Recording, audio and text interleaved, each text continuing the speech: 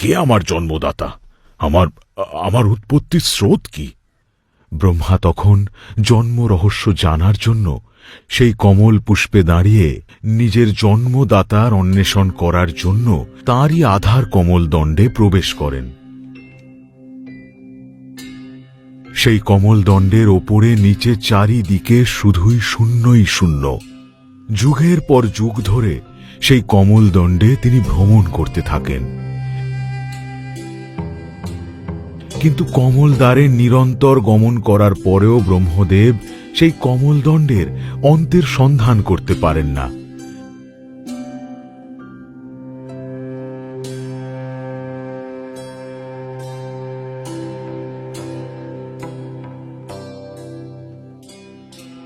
তাঁর জন্মদাতার দর্শন তিনি পান না, তাই হার মেনে তিনি পুনরায় সেই কমল দণ্ডের উপরের দিকেই ফিরে আসতে থাকেন এবং তার জন্মদাতাকে অন্বেষণ করার যাত্রা অসফল থেকে যায়।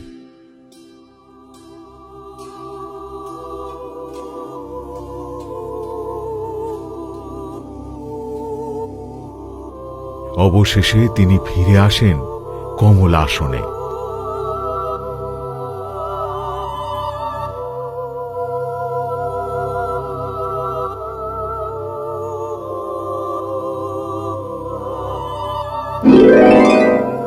আপনি কে দেব? আমি হলাম বিষ্ণু, এই জগতের প্রথম পুরুষ, আপনার জন্মদাতা। না, আপনি আমার জন্মদাতা হতে পারেন না। আমার জন্মদাতা নিশ্চয়ই অন্য কেউ। সে যেই হোক না কেন, তাকে যখন দেখতে পাচ্ছেন না, তখন সামনে যে দাঁড়িয়ে আছে তাকে আপনাকে মান্যতা দিতে হবে। মানি না, আমি মানি না, কিছুতেই না। আপনি না মানলেও এটাই সত্য। আমার নাভি থেকে যে কমল পুষ্প নির্গত হয়েছিল তাতেই আপনার জন্ম, তাই আমি আপনার জন্মদাতা। না, এ সত্য নয়। আমার কোনো জন্মদাতা নেই, আমি স্বয়ম্ভু। না দেব, আপনি স্বয়ম্ভু নন, আমি আপনার জন্মদাতা।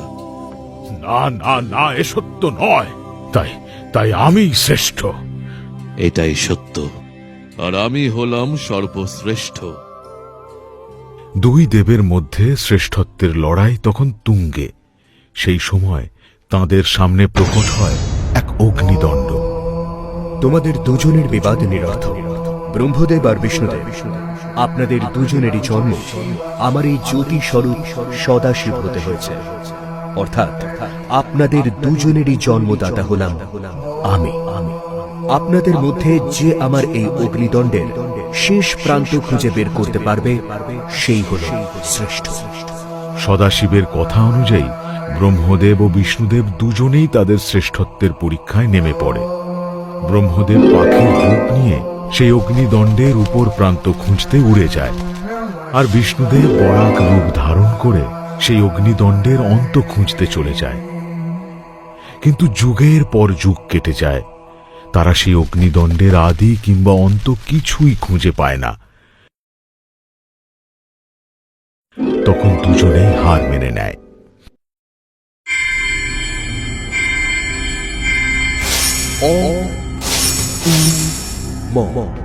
এই তিন অক্ষর একত্রিত হয়ে আমাকেই নির্দেশন করে।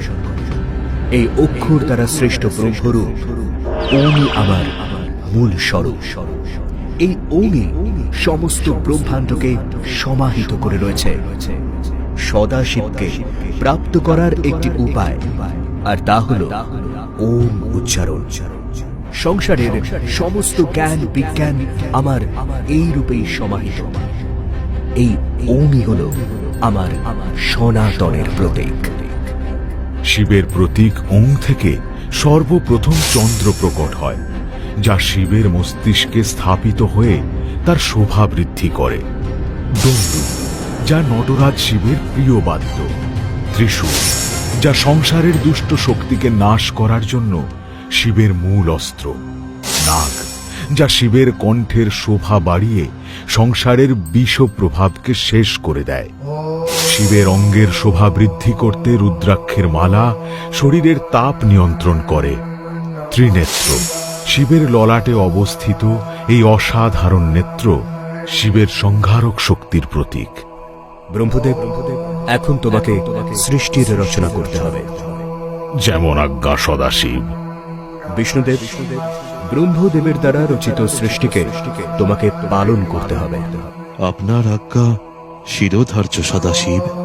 আপনার আজ্ঞা শিরোধার্য সদাশিব। এভাবেই সদাশিব